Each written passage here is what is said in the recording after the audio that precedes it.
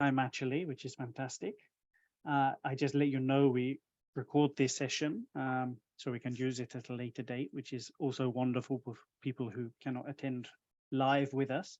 And today we're going to look at how to master the art of not only giving, but also receiving feedback, which is just as important. And this is a topic very close to my heart because I really, really do think that when you learn how to give and receive feedback well, it can really supercharge your business. And this is something that's, particularly important when you're a startup leader or a startup founder or trying to iterate rapidly on new products and services for customers, because the sooner you can give and also receive feedback to your team and from your customers, the stronger you're going to be building your products and services, and the stronger the things will be that you bring to market. So there's a number of reasons why this is an important topic. And I'm going to draw and build upon what we spoke about a few weeks ago, which is, of course, my book, The Culture Advantage. And I'm going to share with you two chapters from the book today, or two themes. The first is number 3 that you see here highlighted around having a growth mindset. And the second, if we have time, which I'm sure we will, is number 4 there, which is using the wisdom of crowds. And we're going to look at why that also is important when it comes to giving and receiving feedback. So without further ado, let me explain to you this thing called growth mindset. Now, this is a work that Dr. Carol Dweck created a few years ago. She's a researcher out in the United States, and she published a book called Mindset, which was a book that describes 2 types of people and 2 types of companies. She said there were 2 types of people in the world, basically those who have a fixed mindset and those who have a growth mindset. And the interesting thing about these 2 types of people and also companies is they are very, very different. They couldn't be further from one another. Those people who have a fixed mindset, Dr. Carol Dweck explained that these people are basically people who don't really like change. They typically give up very easily when they have a challenge and they have a difficulty. They don't like to put discretionary effort into things, and they really believe that they cannot learn things. So they believe that their intelligence and talent is quite fixed and quite static. You either have it or you don't have it. And they spend most of their time covering their backs in the work environment and making sure that they don't do things with a perceived risk of being sacked or fired from a job. And these people are in distinct contrast with those who have what Dr. Carol Dweck calls a growth mindset. And basically, let me tell you, these people are very exciting people. These companies are very exciting places to work. What is a growth mindset? A growth mindset is where you have people who view challenges as opportunities, people who understand that they can learn things, they can improve their weaknesses, and they can enhance their strengths. They know that if they put effort into training themselves or learning new skills, they will be more successful. And when they see other people who are successful in the work environment, they're inspired by those people and they look up to them and they want to push themselves more. And finally, people with a growth mindset are also persistent when they face setbacks and challenges.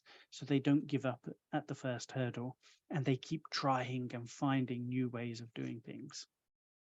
Now, you can see that these 2 mindsets are very different, and most of you here, I suppose, already have a growth mindset or would want to be with a growth mindset. And, maybe you sometimes have a growth mindset. Maybe when you're happy, when you're on a good day, you have a growth mindset. And on the bad days, perhaps you have a little bit of a fixed mindset. The good news is that as an individual and also as a company, you can really grow and foster that growth mindset as long as you have the right conditions. And I'm going to talk to you today about what are those conditions and what do you need to build into your companies to have a growth mindset. But I suppose as an individual, you can see why it's important to have this growth mindset. You can see why it's important to train yourself, learn new skills, prioritize trying new things and being persistent. You can see that those things would be good to you as an individual. But what about you as a company or an organization? Well, there is good news for companies who have individuals who have a growth mindset and who have built a culture of growth mindset across the organization. And there are 4 things coming out of the research that are really, really interesting. The first is that when you have companies who have this willingness to have a growth mindset and to learn and to develop, they have about 50% more innovation within their companies. And that's because people are more likely to take risks in the main.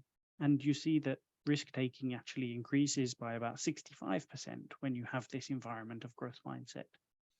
And those 2 things, innovation and risk taking, actually then have a very strong impact upon the people in the organization and the trust they have with one another and the commitment and the engagement levels that they have towards the company. So you typically see environments which have innovation and risk taking, about 47% more trust between the employees. So people tend to trust each other better, which then leads to people who are really happier and more engaged with the company by about 34%. So by all of these metrics, you have good, solid business reasons to why you would want to foster this kind of culture in your company.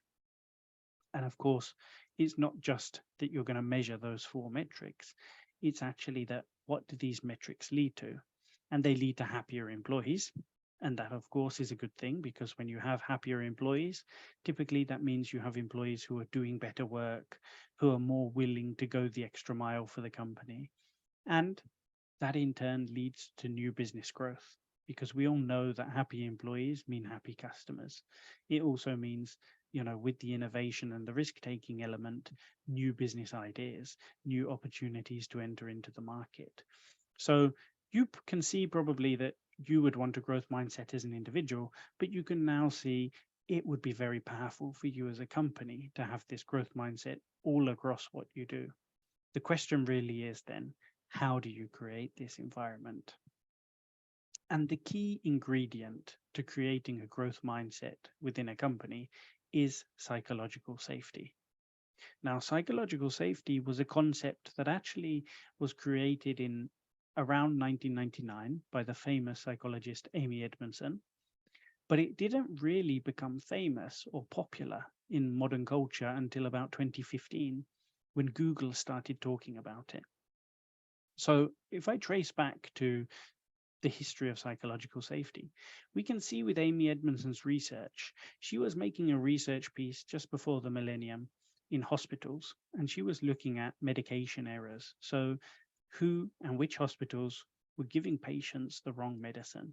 And she found that those hospitals who had psychological safety, which was people who wanted to learn from their mistakes, people who were not afraid of speaking up when they had made mistakes and sharing that with the team, were making less mistakes when it came to medication. And those who were scared of being punished when they made mistakes kept making mistakes because they tried to hide them. And that was very interesting. And that was a research done across a number of hospitals around the United States. And the research was very, very compelling. But then Google created a project called Project Aristotle. And this project was looking at high performing teams in the workplace. And what Google wanted to understand was, out of their 3,000 different teams, what made the teams the best or the most successful? And it was very interesting because they also found that psychological safety was the key driver.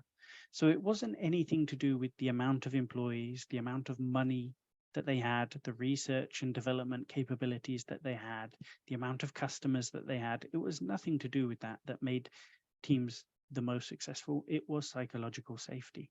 And they found that the teams who were open, were honest, were true to themselves, were very, very successful within Google. And as I say, in 2015, when they published this result, this concept became very, very important in the business world. And basically, what Amy Edmondson had said when she was describing psychological safety is that when you have an environment that's safe, you have an opportunity for people to be their authentic selves. You have an opportunity for people to participate in the decision making and discussions day to day within companies. And because you have that environment of safety, people do want to take risks because they know that when they take risks, they'll either learn, create something great, or have the opportunity to do something better in the future, which of course created more innovation and growth in the companies, and people were willing to collaborate with one another. And she also saw that when you didn't have psychological safety, which is basically an environment where people blame each other and are afraid of making mistakes, people really, really were scared of failure. They didn't speak up when they saw things going wrong. They didn't speak up when they made mistakes. And they spent most of their time taking less risks and spending more of their time blaming one another for the mistakes that they've done. And, again, you can see that is not necessarily a good or a happy environment for people. So the question really then became, what can you do to create psychological safety in organizations?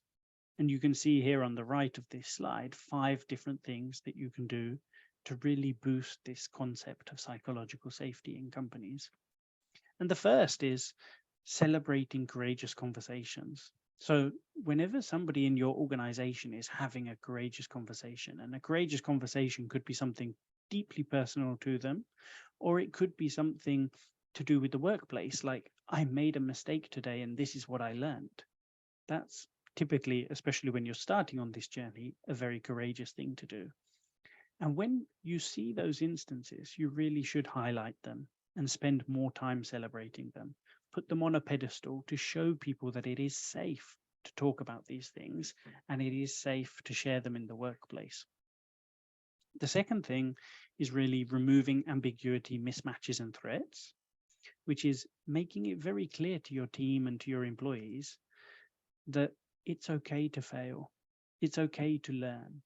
It's okay. And we are not threatening you because of that failure. We are making it very clear we want you to do that, which links to the third point around clarifying roles and responsibilities. Make it very clear, what do you expect from your employees? Nobody can feel safe at work when they don't know what they actually have to deliver. And that's a really, really important point. When you don't know what you're expected to deliver, when there is ambiguity and uncertainty, people cannot work at their best.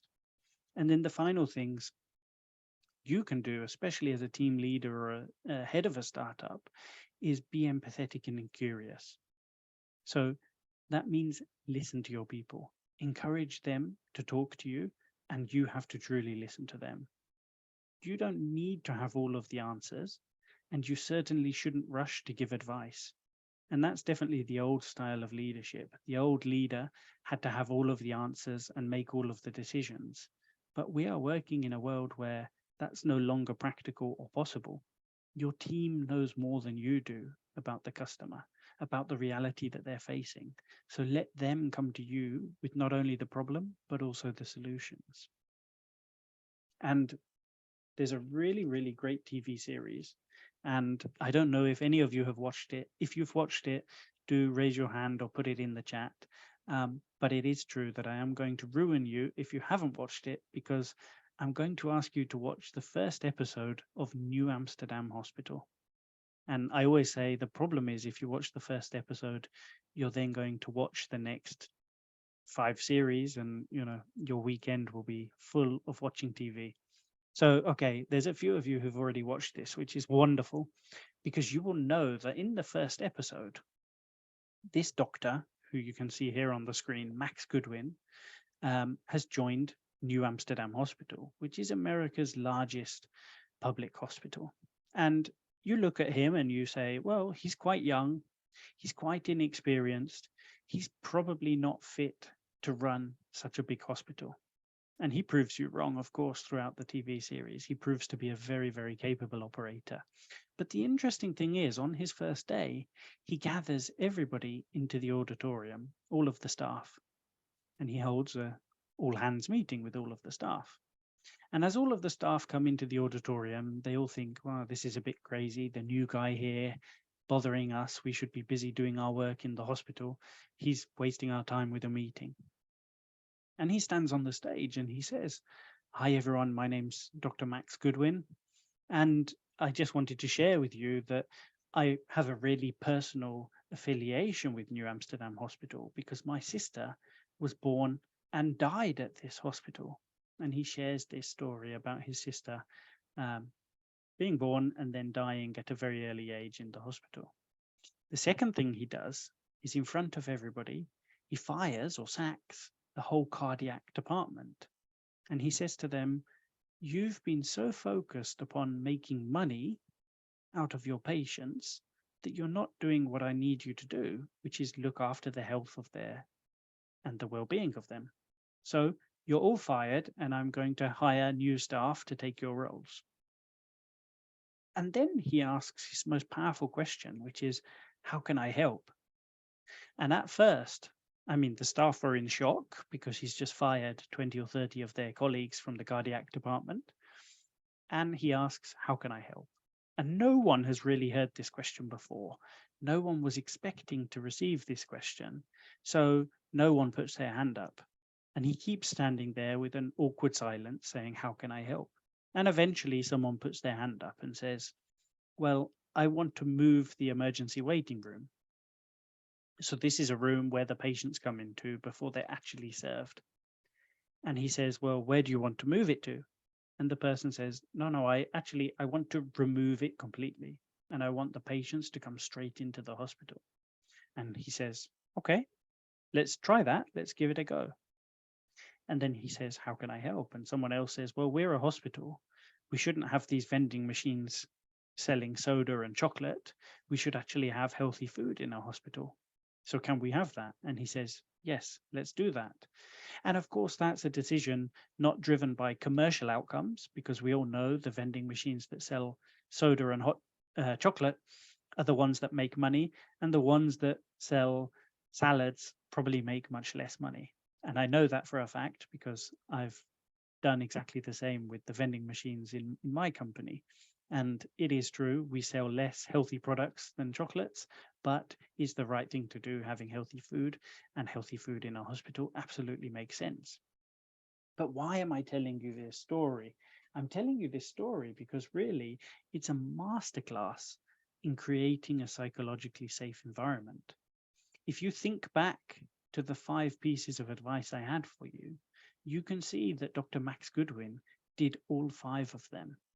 He had a courageous conversation because he was talking about his sister being born and dying in that hospital.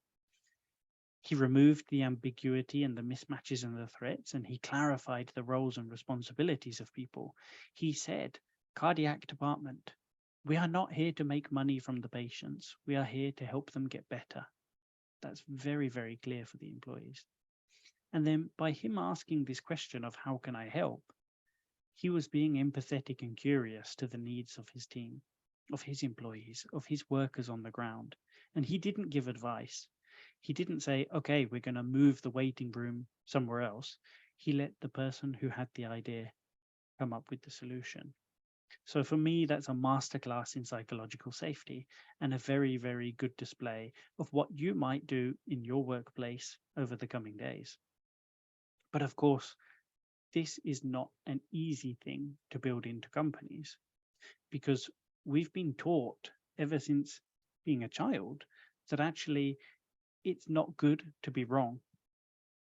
We've gone to school and we've been taught that we have to get 100 out of 100 on an exam or a test. We've been taught that actually those who have the highest grades have them because they've given us the most correct answers. And the reality is the world of work and adulthood works a little bit different. Actually, it's not great to be wrong, but it's not the worst thing in the world as long as we learn from it. And we do need to rewire our brain and our minds about this. And especially companies and startups today, you have a fantastic opportunity to rewire the DNA within your company. Because if you think about the old way of working and, think about the industrial revolutions of time gone by, the fact that you would have workers who basically had to do the same task over and over again, And that was the thing that was highly valued. No mistakes. You put this widget on this bolt, and that would be a job well done. Doesn't work in today's world of work. Today's world of work is much more mental. It's much more personable. It's much more the soft skills which are highly valued. So we do need to have that personal side, and that's why it's important to learn from our mistakes. And I have 5 rules for learning from mistakes that I think every company should really adopt and make clear to their employees. The first is you need to create an environment where people don't hide from their mistakes. That's not good for the company, but it's not good for you as an individual, because actually we need to know that when we make a mistake, we can embrace it and learn from it. If we just hide it and sweep it away, we're missing an opportunity to learn. So you also need to make sure that people don't feel bad about making mistakes. The reality is everybody makes mistakes. You shouldn't give yourself a hard time, especially in the world of startups where you're trying new things on a regular basis, where you're trying to learn, trying something difficult, which is bringing a new idea or product to market. Actually, you shouldn't expect to be correct first time. That would be the rare occurrence, not the normal. So don't feel bad about making mistakes, because once you've made enough mistakes, you can try to identify the root cause of those mistakes. And it's important we don't keep making the same mistakes over and over again, but we need to dig into why did that happen, so we can try to take action that it doesn't happen again. And of course, once you're like me and you make 100 mistakes a day, you find some patterns to your mistake making. And if you do find those patterns, you might find larger themes for improvement. So, for example, if you find that all of your engineers are making mistakes, maybe it's because your design software is not working as it should. And that would be a pattern or a larger theme for you to address. And of course, you need to have this culture of knowing that mistakes are necessary. It is a natural process of evolution. We know that when you innovate things, you can either do it in one of 2 ways. You can do it with a big bang, and you can come up with a brand new idea or service just out of the blue, or you can do it the more normal way, which is through iteration, iterating something that already exists, improving it, and then having something new as a result of that. So it is necessary. This is how humans have evolved as a species. So why would it be any different in the workplace? But we do need to rewire our mindset when it comes to this. And one of the greatest companies in the world is Ben and Jerry's. They have a really, really delicious ice cream. And you've probably all eaten Ben and Jerry's ice cream. If you want to put in the chat your favorite flavor, feel free. Just in case we have any chocolate fanatics here, I will be on your side, that is for sure. But they have a really interesting workplace in the United States, in a place called Vermont. And they celebrate failure. Well, they celebrate what I would say is called intelligent failure. So, of course, when I talk about failure or learning from mistakes or opportunities for improvement, I'm never talking about failing for the sake of failing. I'm not talking about failure because we've done something a little bit silly. I'm talking about failure and learning because we tried something new. We analyzed well the opportunity beforehand. We failed in the smallest way possible. So it's, an intelligent failure. And what do they do at Ben and Jerry's then? Well, at Ben and Jerry's, as you can imagine, they put to the market many different flavors of ice cream every year. And some of them are successful. So chocolate and cookie is successful. Chocolate and pecan is successful. Generally, anything chocolate is successful, but chocolate and bubblegum probably isn't successful. And surprise, surprise, they have put that out to the market before, and it wasn't the bestseller, and they retired it as a product line. And what do when they retire a product? They have a flavor graveyard. So this is a physical location in their head office, which is a graveyard full of tombstones or headstones. And on those tombstones, they put the flavors of the flavors of ice cream that were not successful. And it's a very visual reminder to the employees that it's okay to fail. We won't be right 100% of the time, and we will try to learn from that. Now, I'm not saying you need to go back to your office today and create your own flavor graveyard, but I think it's a really interesting reflection point of how do they do it at Ben & Jerry's, one of the biggest companies in the world, and the message that they send to employees that it's okay to fail in it, as long as we're doing it intelligently and we're learning as we go. And I think you can do that. You can do something similar in your day to day that makes it safe for employees. Because remember, here we are trying to build psychological safety so that people can grow and our company can grow through having this growth mindset. So before we get into a bit of technical analysis of giving and receiving feedback on a very granular level, I wanted to ask you, does anybody already know the answers to these 4 questions here? And you can either raise a hand and talk live if you feel comfortable, or you can put something into the chat. And of course, if these questions are intimidating in any way possible, I hope I've made it psychologically safe and you feel calm and comfortable to talk, but no problem if not, we will get there. And I will help answer some of these questions in the next few minutes in any case. So the first question here on my mind is, what is great feedback? Does anybody have an idea already about great feedback?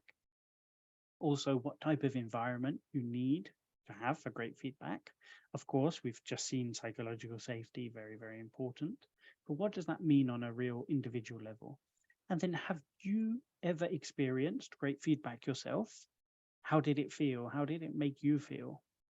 Who was giving you the feedback? How did you give feedback? And any hints and tips that you have for people here in the call today about how you put feedback into your daily routine, how you have put this into your system in the office. So Maha, I see one hand up here. If you want to say something, that would be fantastic. Yes, hello, Dan, thank you. Well, actually, a big success feedback structures, I feel, is that to put it also in a brainstorming sessions, like involve more than one side of the people, even if they don't have a say in it, or other parties, so that it can be more of a conversation and back and forth to come to the best conclusion, not only by you as leading it, rather by the full team, so that they all on board on the new feedback or a new structure or the new thing, and try to make it a success. Because if some parties are not within it, they might be reluctant, although it's a great idea, they will be showstoppers. Yeah, this is a really, really important point that you raise. It's critical that when we are giving and receiving feedback, everybody feels included. Everybody is included in that feedback. We cannot have people just having feedback between themselves and then not sharing it or not bringing people on that journey. So I think that is a wonderful, wonderful reflection. And in the chat, I see comment here how you communicate the feedback, either giving or taking it. This is absolutely true. Often one of the misnomers or the things I see when people give and receive feedback is they use feedback as somehow like a weapon or a stick to hit people with. And of course, that is not conducive to good feedback, of course. And it's not the type of feedback that anyone in the world would want to receive or have given to them. So I think it's always important the intent that we have and also how you deliver it. So you should deliver it in a kind way and explain to people that you have their best interests at heart. That's very important as well. Maha, one more idea from you. Yes, please. It's a continuity, but you always have to find ways to empower silent ones, because they might have the greatest ideas, but they're shy to speak out. Yeah, absolutely. This is something that's extremely common in companies, especially companies as they're growing, as they're changing, as there's a high staff rotation. Those who are not naturally confident suppress their voice, and we need to find ways to pull that out. And I will touch upon that in terms of how we give and receive feedback, and then I will touch upon it in the final section today about using the wisdom of crowds, which is how do we make sure everybody has a voice. Okay. Any further reflection or comment to these questions? As I say, we will go through them in a bit more depth now, and we will start to get into the technical side of giving and receiving feedback. So I'll just give you 10 seconds in case anybody else has anything, and if not, we will proceed.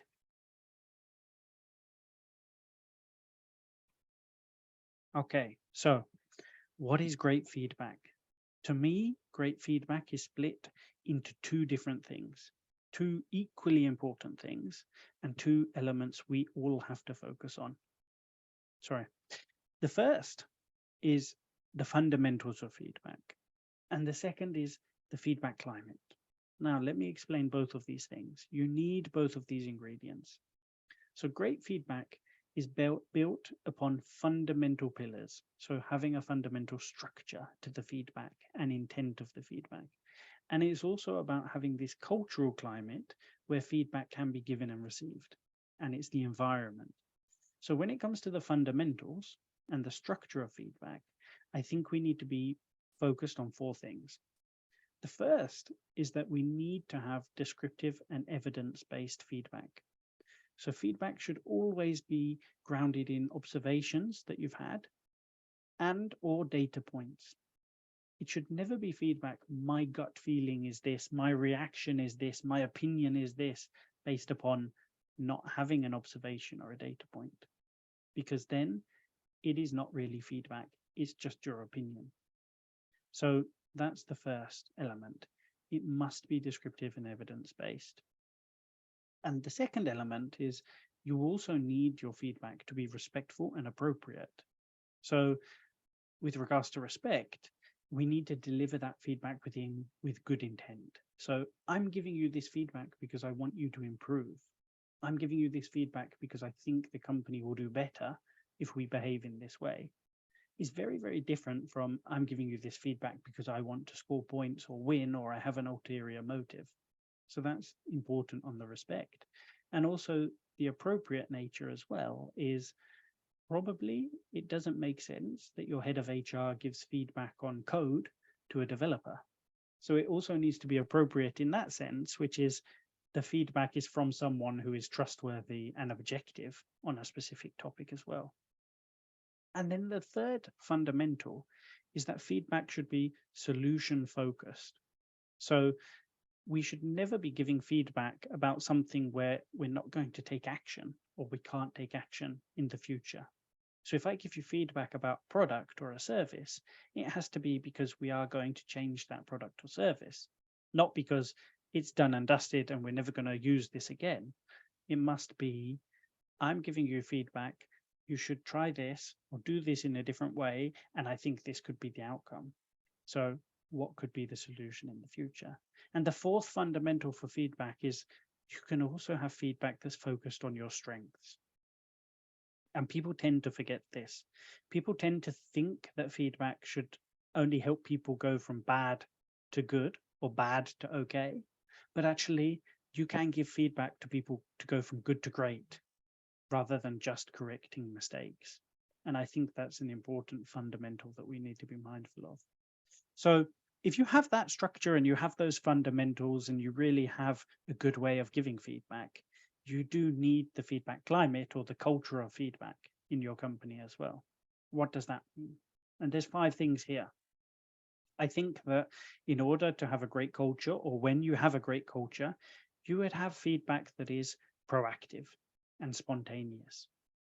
So people asking to receive feedback, people willing to give feedback.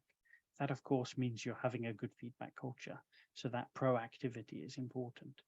You should also be encouraging your people to give timely and frequent feedback. One of the crazy things that I see happening in companies all around the world is we do performance evaluations on an annual basis, and we give and receive feedback 12 months or up to 12 months after an event has happened.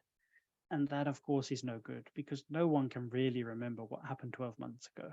It's much better to give feedback close to the event in a timely and a frequent way as needed. So if you have a meeting today and someone did a good job or a bad job, give feedback just as the meeting ends because people can remember it, it's fresh and it's actionable. Why would you wait 12 months of bad behavior that could continue or something that needs to improve because that's your feedback window. It shouldn't be the case. And then, of course, you do need to really, really work on embedding this into your culture. So make it normal, make it expected, and make sure there are role models in your company giving and receiving feedback in the way you want them to do, and really highlight them. And then I would say the other part of culture when it comes to feedback is you should give it in multiple different forms and multiple different directions.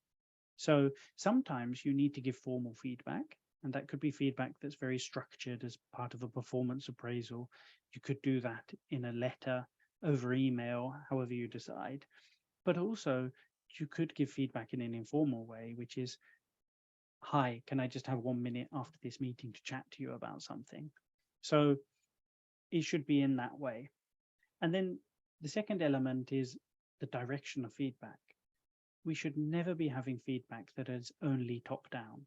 It should be multi-directional. So we should make sure that feedback flows upwards to the senior leadership and also sideways, so across your team and across peers.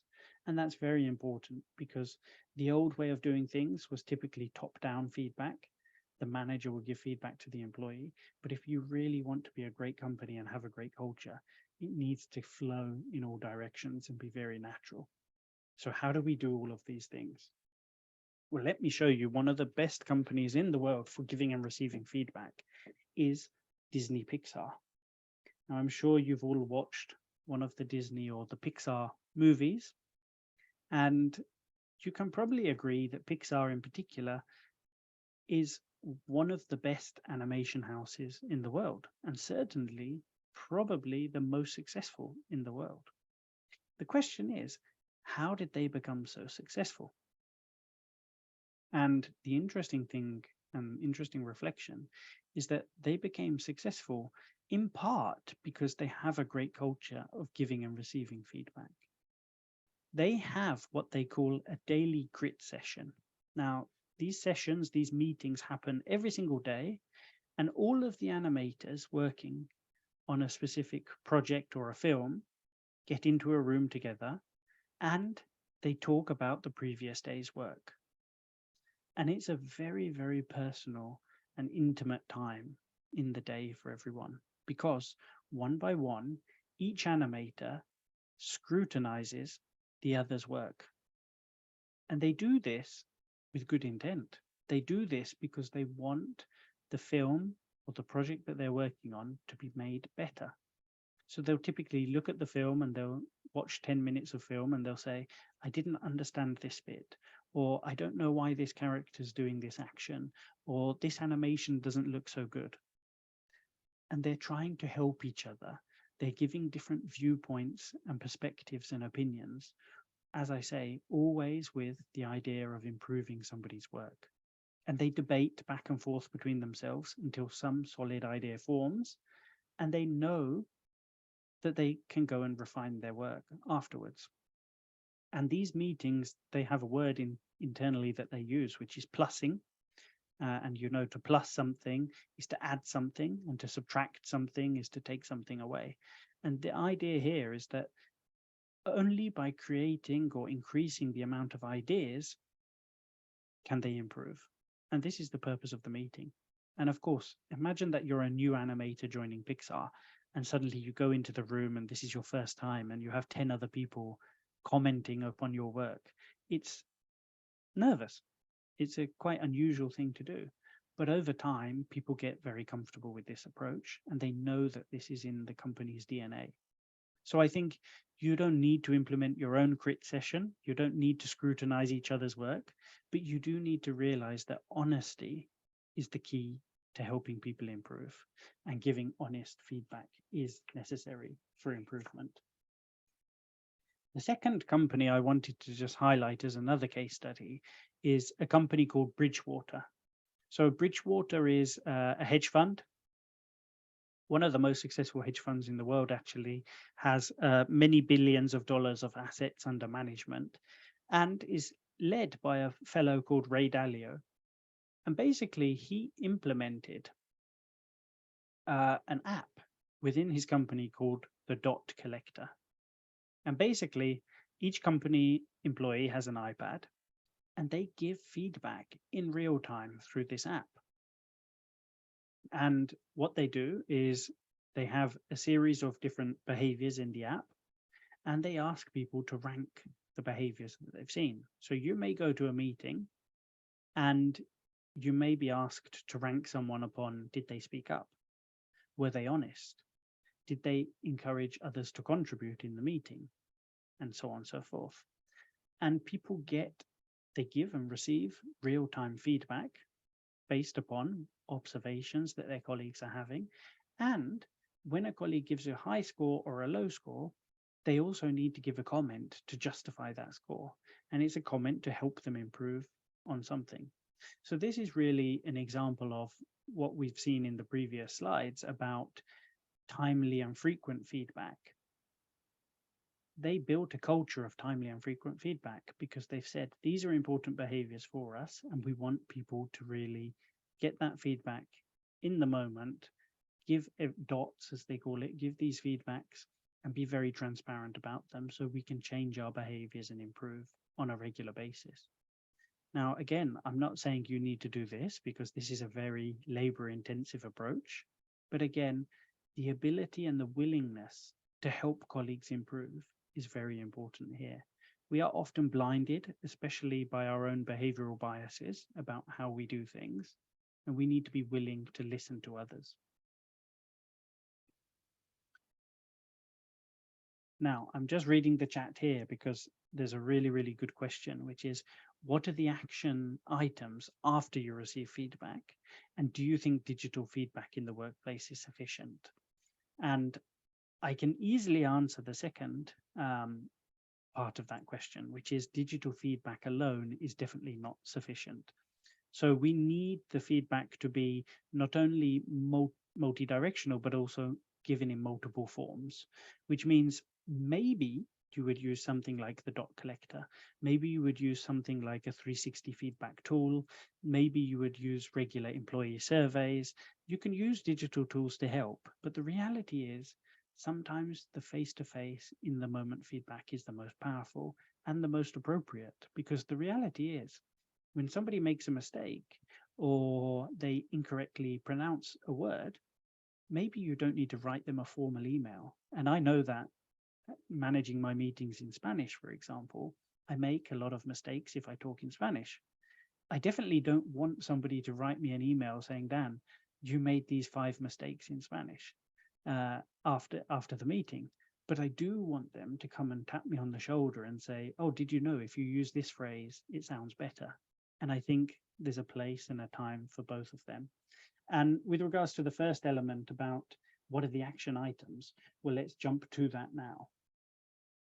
So the interesting thing is when you want to change someone's behavior, which of course is the purpose of giving or receiving a feedback, there are 3 elements that you need to take into account. And these 3 elements you can really, really build within your companies. And I call this the combi model. The first element that you have to focus on is the capability. So this is, do people have the ability to do what is asked? Do people have the ability to give and receive feedback? So this is training and skills and development about giving and receiving feedback. So a masterclass like the one I'm giving you today hopefully improves your awareness about giving and receiving feedback, and you can do some of these things in your companies. You can train your employees on some of these aspects. So that's the first. Do people have the training and the capability to do what they're asked, which is give and receive feedback? The second part of the combi model is, do they have the opportunity to give and receive feedback? So do they have not only the digital tools, but also the face-to-face tools or the opportunities to give and receive feedback? And again, that might be as subtle as if you have hour-long meetings and you're in back-to-back meetings all day, you probably don't have the opportunity to give and receive feedback in the moment. But if you have meetings that last only 45 minutes and then you have a gap before the next, maybe you do have the opportunity. So you also, as well as the digital tools, need to build in those opportunities for face-to-face feedback as well into your workplace. And the final element is motivation, the M in the combi model, which is, you need to be motivated to give and receive feedback. And this is very cultural. This is very much about we as humans are scared of feedback as a natural reaction to it. But if we're giving it with the positive intent, which is to help somebody improve or help the company improve, then you're having that level of motivation.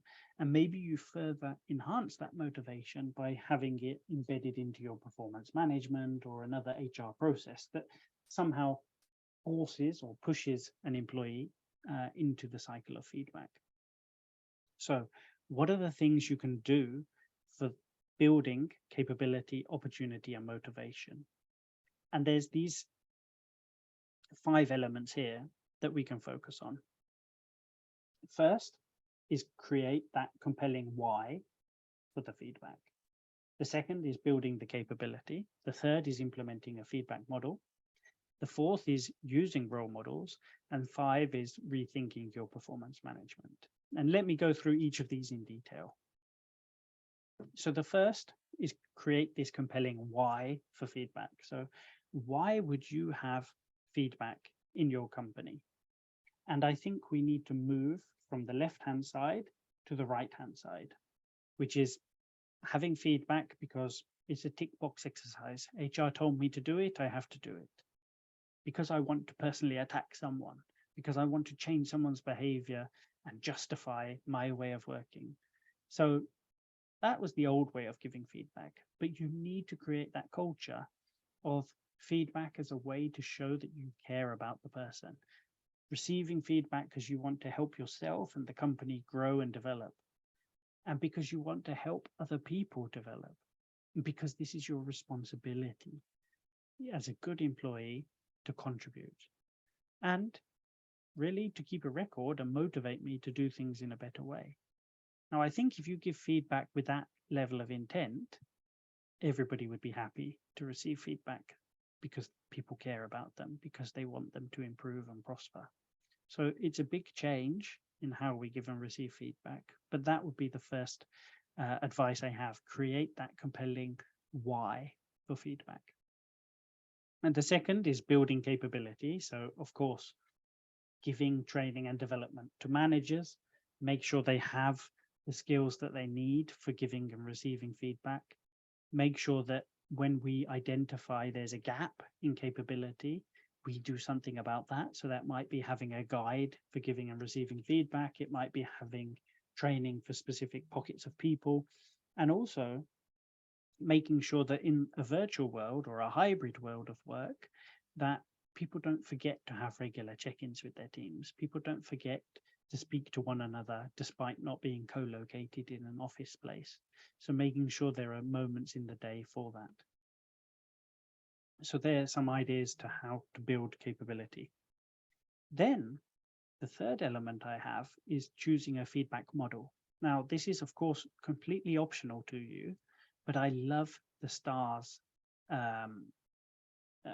feedback model. Okay, so basically, the STARS feedback model is a model based upon research about what is the great structure to give feedback. And the STARS model, and I'll go through each one of them in turn, sets out the situation, the task, the action, the result, and the support for giving and receiving feedback. And it's very interesting to me because when you set the situation, you set the scene of what you want to discuss. So that's a basic thing to do, but a very important thing to do. So you say to people, do you have a moment to discuss the meeting we had today? So you put the scene very clear. I want to discuss the meeting that we had today. Then you talk very specifically about a task. So what do you want to talk to or draw their attention to? So I want to talk to you about the section of the meeting that we had today that you led. And then you need to talk about the action that they did. So it could be something that they did really well or an area of improvement. So in this case, or this example, I want to talk to you about the meeting we had today, specifically the part that you led. And in particular, I noticed that you dived straight into it without giving any context. And then I tell you the result. So I say what actually happened or what was the impact of doing that. So because you dived straight in without giving any context, I found it hard to follow what you were talking about. And actually, the other participants in the meeting probably felt the same way. So you end by then giving the support element, which is what do we need to continue doing or do differently? And is there any support available? So you say, okay, we're talking about the meeting we had today. I'm talking about the section you led, and in particular, the fact that you dived straight in without giving context, which meant the people were a little bit confused. So the next time, why don't you spend 1 minute explaining the background so we're all on the same page? And if you want, I can help practice this with you, either in a team meeting or another moment in the next week. And I think if you give feedback with this STARS model in mind, or any other model as you choose, I think you will be giving feedback in the right way. But I really do love this STARS model, and I think you can see why it's so powerful. The fourth element, or the fourth idea I have about the combi model, is how to use role models. I think it's very, very important that we identify role models in the company and we really support them to continue giving and receiving their feedback. And I think we need to really make these role models visible. So having town halls, meetings, or leading sessions on feedback by these people is very, very important because they can share their stories of success with the employees. So, for example, you could find an executive or somebody in your team who basically says, do you know what? I made this mistake. I got this feedback from someone, and now we have this wonderful product as a result. And the fact that somebody shares that story, again, builds that psychological safety into the company and shows that it's okay to learn, it's okay to develop. We need to do that because we're innovating as a company. So try to find those bright spots and those role models in your company. Ask people, ask HR to help find those people, and then do use them. And then the fifth thing is, really, I encourage everybody, and especially startups do typically struggle with this, which is around their performance management. We need to make sure that our performance programs really consider that feedback is used to grow and develop talent, okay, rather than just evaluate them. And the idea of performance management has historically been, how do we rank employees? How do we know who is the highest performer? But I think this needs to change. The idea of doing performance is so that you can not only evaluate your performance, but take accountability for it and then improve. So we need to focus much more our programs on development and feedback and coaching and those kind of things. So if you have any opportunity to really think about that or redesign your performance management, I would encourage you definitely to take advantage of that opportunity because it's an important tool. So the final thing I wanted to mention about giving and receiving feedback, now that we've done quite a technical part of the session, is remember you need to have good, strong fundamentals and then also a good culture of feedback. And there's three things I want you all to do today, okay? Or at the very least this week, but this is your homework. I want you as an individual to try to create in the flow of work feedback, which is by building habits or through building habits. And today I want you to ask someone for feedback. So ask someone for feedback on yourself. I want you also to give feedback proactively to someone without being asked. And I want you to reflect upon areas of your own development that you want to ask for feedback. Okay, so these are your three pieces of homework. And the interesting thing is, not only will you learn something and you'll feel happy for giving someone else feedback, you will start to build the habit of creating feedback, of both giving and receiving feedback. And the more you can do these three things in your day-to-day routines, the better it will be for you and for the company. And when you do it, you will be the role model and other people will start to copy you. So don't underestimate these three habits that we can all build. And I all encourage you to do today and the next week and the next week. So ask someone for feedback today, give feedback to someone else, and then reflect upon the areas you want to ask for feedback. And if you feel nervous, do feel free to drop me a message on LinkedIn or on email and give me feedback about today's session. And I promise you, nothing scary will happen because you do that. And try to use the STARS model as well. So why have I spent so much time talking about giving and receiving feedback? Let me tell you why. Because when you do it well, great things can happen. And when you do it badly, bad things can happen. Now, I don't know if you know these two companies. My assumption is yes, of course you do. And these are two very, very famous companies, of course. The first that you see here on the left is SpaceX. And this is an Elon Musk company that puts rockets into space. And the second is Boeing Airlines, who are either the first or the second biggest airline manufacturer company in the world. And of course, they put people into the Earth's atmosphere, and they help people travel day in, day out. So they are two companies somehow both interested in flight and aviation, but they have two very different cultures. Now, SpaceX, I must admit, during the pandemic, I turned into a little bit of a geek. You could go to their website and you could watch a live stream or a live YouTube video of their rockets being sent up into space. And I was watching one of them in 2019, and it was the Falcon 9 rocket. And they were sending this rocket up into space. And the idea was it would go into space and then it would come back down to Earth and land again. And the competitive advantage SpaceX was trying to build and develop was having the rockets land so that they could be reused. And because you could reuse the rocket, you would have a lower cost of sending things into space. And that was going to be their competitive advantage, because the competitors left the rockets in space, they let them explode and wouldn't reuse them. And the chief engineer was doing the voiceover or the explanation of what you were watching on the launch of this Falcon 9 rocket. And, you know, I think this rocket is about $25 million to manufacture, so they're not cheap things. And the rocket went up into the sky, and the chief engineer was saying, well, you know, this is fantastic, everything's going well. And he was sounding very happy. And as the rocket came back down to land, it exploded. So $25 million gone up in smoke, quite literally.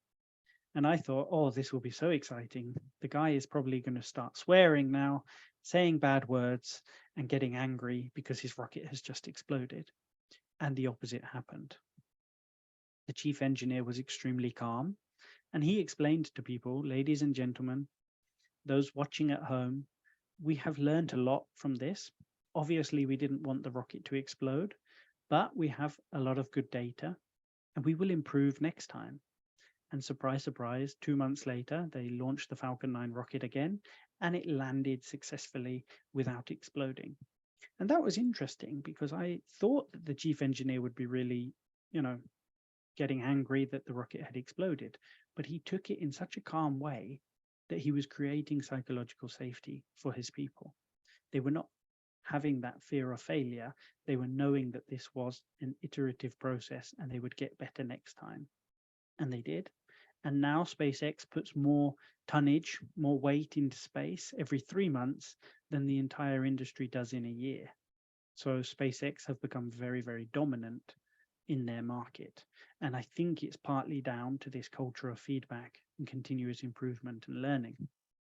And I do compare and contrast this to the case of Boeing, which you probably remember the two very, very fatal 737 MAX crashes that happened more or less around the same time, just before the pandemic. And it was interesting because the United States Congress published a report into these accidents. And of course, as you know, aviation is probably the safest way of transport, or the safest mode of transport in the world. And it gets safer year in, year out. It gets safer because we learn from the mistakes and the previous accidents, and we make sure that we do things that mean they don't repeat. Now, the US Congress published their report into why did these two 737 MAX planes crash? And they cited the corporate culture within Boeing no less than 60 times. they said that the corporate culture and the lack of psychological safety was probably the #1 contributing factor to these accidents. And what they found, being very technical, was there was a faulty sensor on these planes. And they found that employees knew about the faulty sensor on the planes. And they also found that some employees had tried to speak up about these faulty sensors, but the company and the executives told them to be quiet. So they proved through the US congressional report and the investigation that there was not psychological safety in Boeing. There was not an opportunity for people to speak up, and that came with very, very fatal consequences. Now, I'm not proposing that my company, your company are having these life or death situations. But just as we saw with the Amy Edmondson research from 1999, if you make medication dispensing mistakes, it has serious consequences.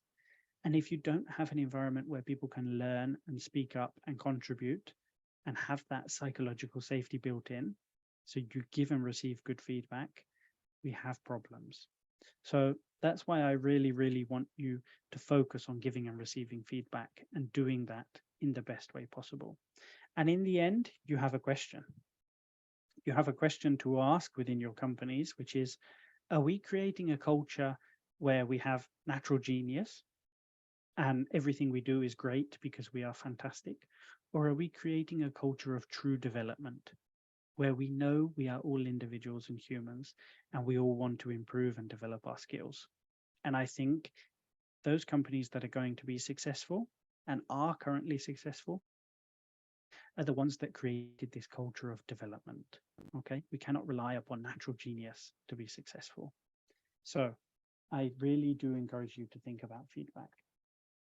Now, I did tell you I have a little bonus to end this session with, which is around using the wisdom of crowds. And, this is somehow a follow-on from growth mindset and giving and receiving feedback, because using the wisdom of crowds is really about how do we encourage everybody to participate and to contribute. Now, the wisdom of crowds was something created or first seen by a person called Francis Galton. Now, I don't know if you've heard of Francis Galton. If you have, feel free to say yes in the chat so I can see if you've heard of him. But basically, one day he was going to an amusement park, a theme park or a fairground. And this was hundreds of years ago. And there was a competition at this fairground to guess the weight of an ox. So an ox is kind of like, I don't know, like a cow, right? And people had to guess the weight, and whoever was closest to guessing the weight of the ox would win at the end of the day the ox. So people would pay a small amount of money, they would write down their guess, and then at the end of the day, whoever was closest would win the ox. And actually, Francis Galton studied the responses to this competition, and he counted up all of the guesses, and then he divided them to find the average. And he found that the average response was within 1% of the true weight of the ox. And he repeated this study a number of times. And he found that when you asked a diverse group of people, a big enough group of people, as a collective, the average answer that they would give was always astoundingly close to the reality and the truth. But when you ask just an individual, the individual could be lucky and could be close to the weight of the ox, but you would also have people that were super far away, either too high or too low. And as an individual, they didn't have a really great answer. So he came up with this idea that the crowd or a group of people would be more successful doing things than as individuals. And it's absolutely true. This has been borne out time and time again by science. The more people we can ask with diverse backgrounds and opinions, the better the outcome is. So when I think about giving and receiving feedback, and I think about Pixar and their crit sessions, it is important to give and receive feedback on our work. And it is important we get that feedback from the widest range of people and opinions possible. But it's not only good for having good solutions, it's also good for your company and the employees within it. So when you collaborate and when you crowdsource with people, not only are you solving problems and helping your innovation and doing that in a much more easy approach, it also brings people closer together. And we all know that in a startup or in any company, silos are one of our main blockers to innovation. And when you have people collaborating and connecting with one another, we've reduced the friction that's caused by those internal boundaries. So if you have people getting together from human resources with your risk department, with your marketing department, that can only be a good thing. When they work on things together, when they work on challenges together, that builds bonds between them as individuals. And they keep those bonds and those connections with them for the future, which helps you as a company progress when you need to do things that are new projects, innovative projects, reduce those points of friction. But they also learn from one another. So when you collaborate across teams or divisions, you are exposed to new ideas. It's true that if I stay within my team and I only work with professionals like me, I won't learn anything new, or I will learn much less new content. And I won't see different perspectives or have different opinions. So, one of the best things to do is not only work with people from a different part of your company, but go and speak to customers as well. If you're trying to improve a product or a service that you have, or you're stuck on something, ask your users, ask the people who are buying your products or services or using them. They will have the answers. But if you stay locked up in your room or within your team, you probably will never find those answers. And, the English expression is being able to see the wood through the trees. When we're close to something, we often don't have the best answers.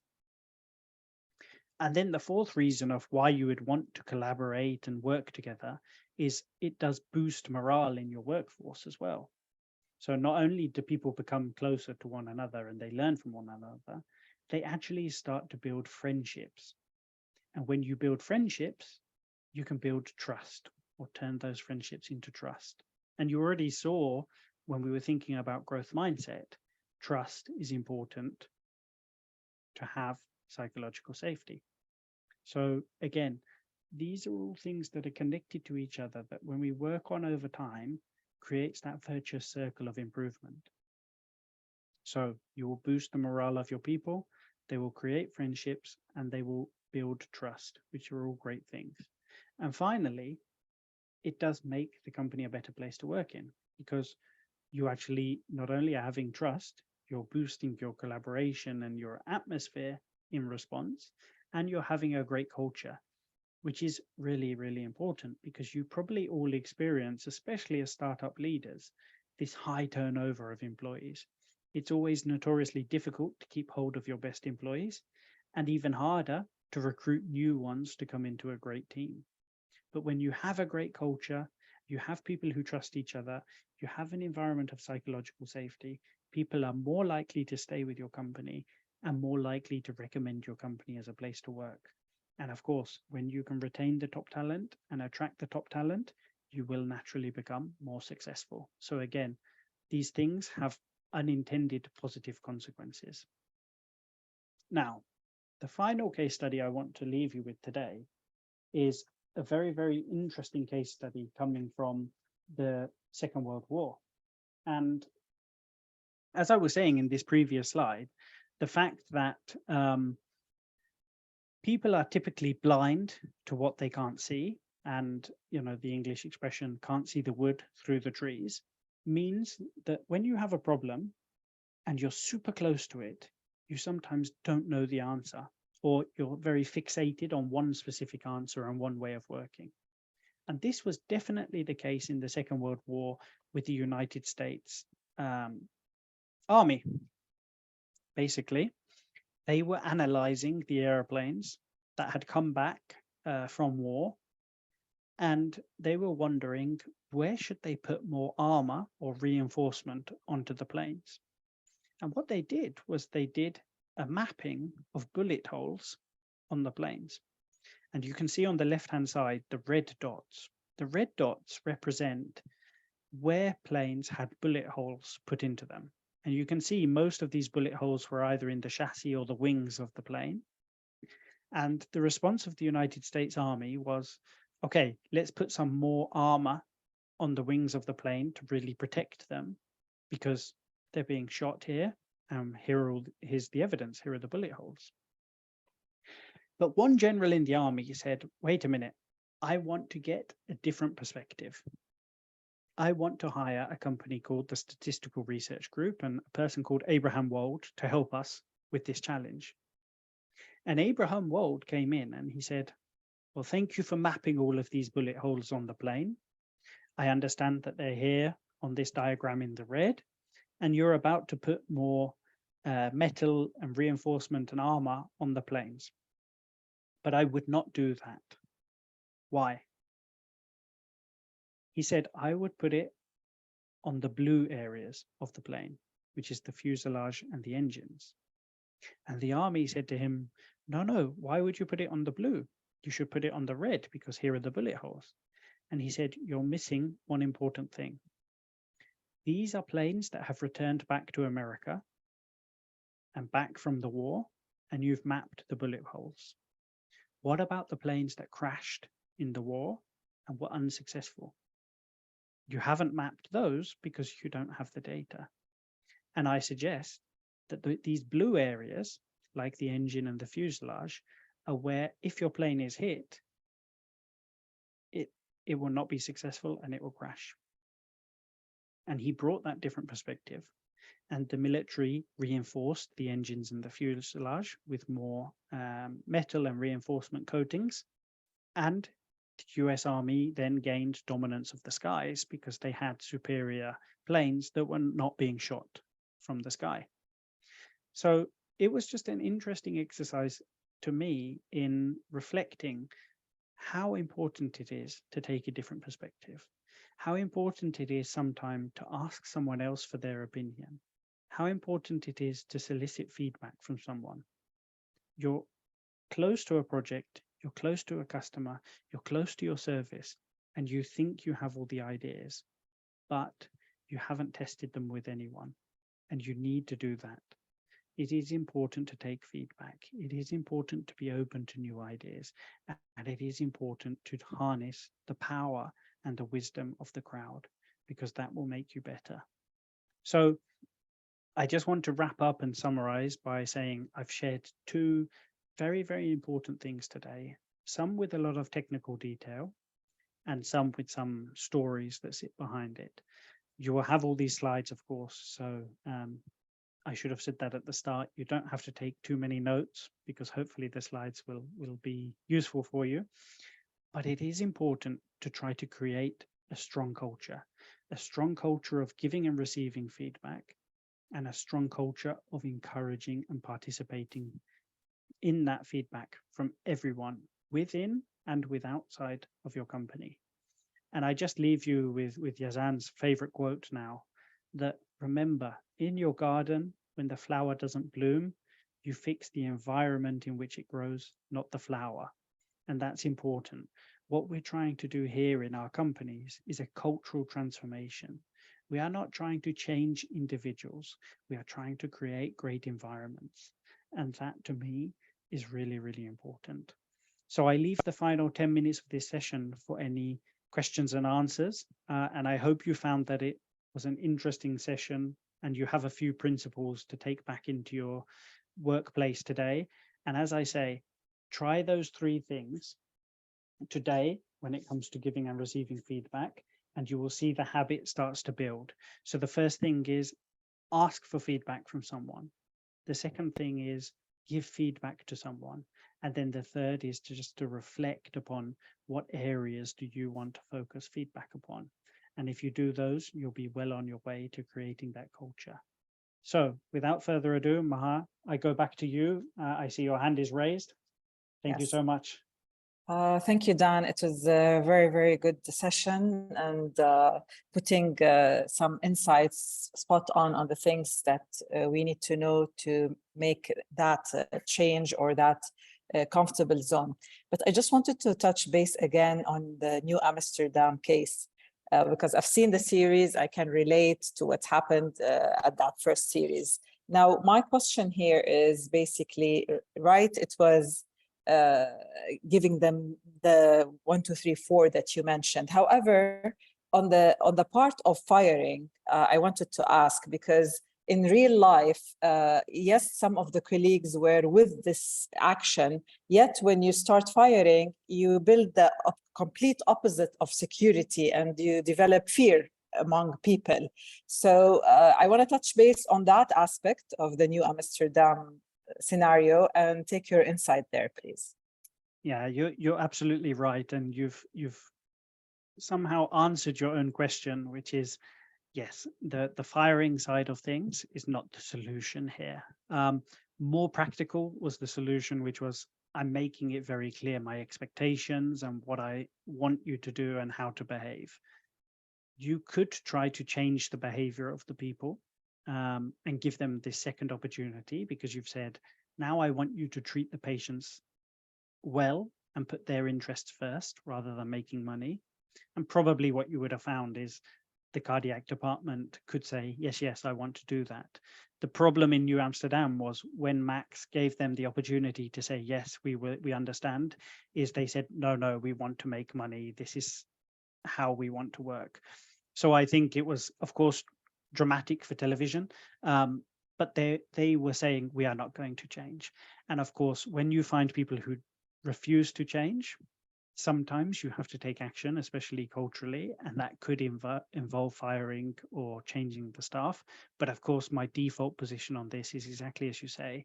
We should try to change the behavior in another way first and foremost, because you don't want to spread fear, uncertainty, and doubt across an organization as well. Absolutely.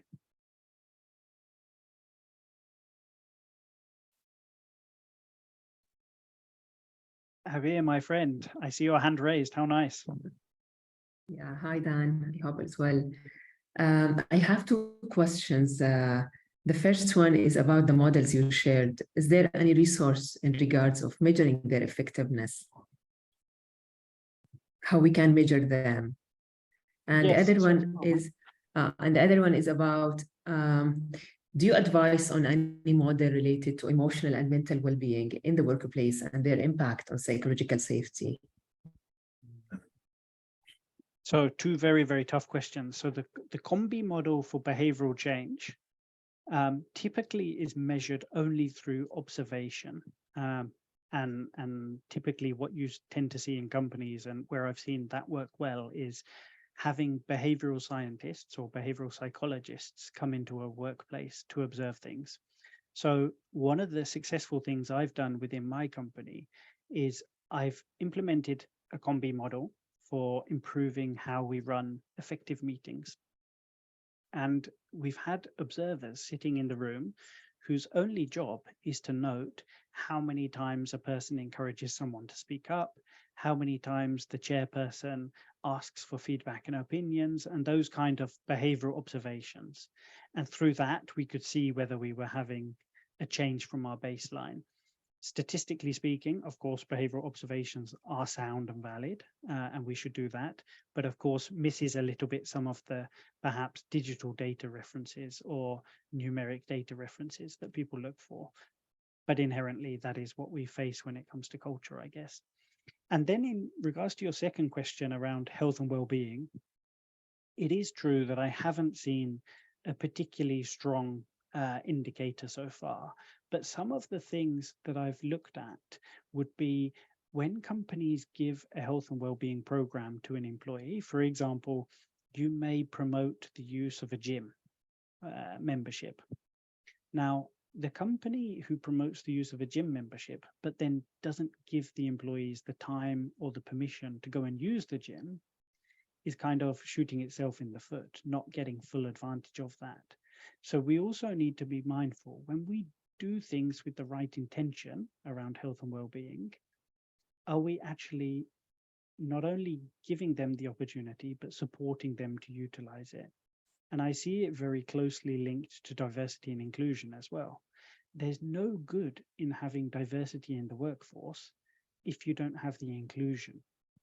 So you can have a very diverse workforce, but if you don't have psychological safety and you don't let people speak up and you don't encourage them to do that, then of course you don't get the benefits. So I would see it very closely aligned, the two topics there.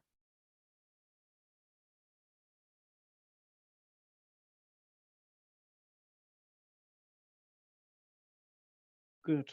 So any more doubts or questions? I see many of you on the camera now, which is fantastic because I was just with the presentation mode on. So nice to see all of your faces this day.